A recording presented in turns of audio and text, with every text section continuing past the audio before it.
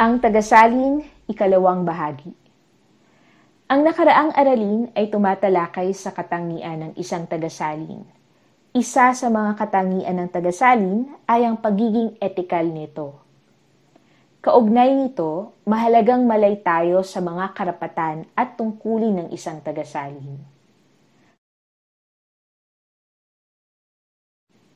Sa pagtalakay sa karapatan, susing konsepto ang tinatawag na yamang isip. Ang yamang isip o intellectual property ay tumutukoy sa mga likha ng isip gaya ng imbensyon, likhang pampanitikan at sining, disenyo, at simbolo, pangalan at imahen na ginagamit sa komersyo o kalakalan. Sa ating bansa, ang ating yamang isip ay pinoprotektahan ng Republic Act No. 8293 o Intellectual Property Code of the Philippines. Saklaw ng batas na ito ang tinatawag na karapatang sipi o copyright.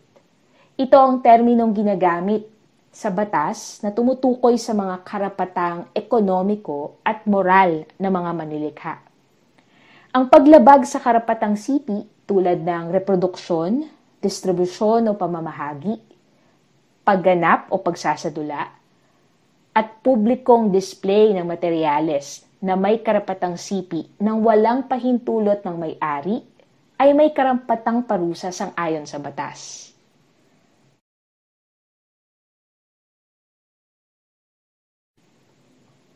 Ano ang ibig sabihin ng karapatang ekonomiko? Ang karapatang ekonomiko ay tumutukoy sa mga pansariling karapatan ng may-ari ng karapatang sipi na payagan o pagbawalan ang ilang gawaing may kinalaman sa likhang siya ang may karapatang sipi. Tulad nito ay ang pagpaparami sa pamamagitan ng pagkopya ng nilikha o di kaya ay ang paggawa ng mga hinangong likha at marami pang iba. Ang karapatang ito ay maaaring maipasa ng manlilikha sa ibang tao.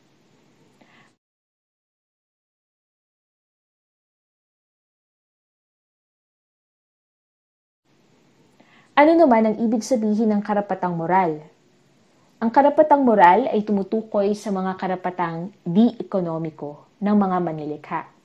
Ito ay tumitiyak sa ugnayan ng manlilikha sa kanyang mga gawa at sa integridad ng gawa.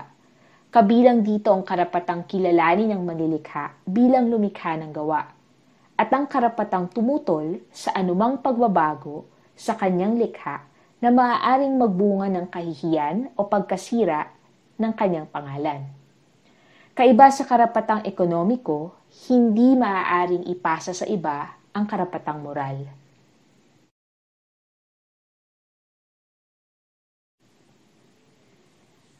Sang-ayon sa ating Intellectual Property Code, ang salin ay isang uri ng hinangong likha at may karapatang sipi.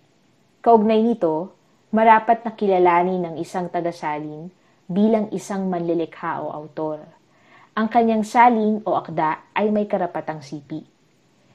Ibig sabihin, bilang pagkilala sa kanyang karapatang moral, marapat na nakalimbag ang kanyang pangalan sa pahinang pampamagat at kailangang igalang kanyang karapatang kumita sa kanyang likha.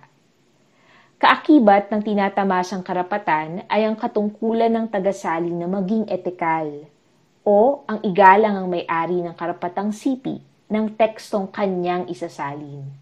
Mahalagang malay ang tagasalin sa karapatang moral at ekonomiko ng may-ari ng karapatang sipi ng isang teksto. Nangangahulugang hindi maaaring basta magsalin ng teksto nang hindi kinikilala ang autor at hindi maaaring ilathala o itanghal at pagkakitaan ito nang walang pahintulot mula sa may-ari ng karapatang sipi.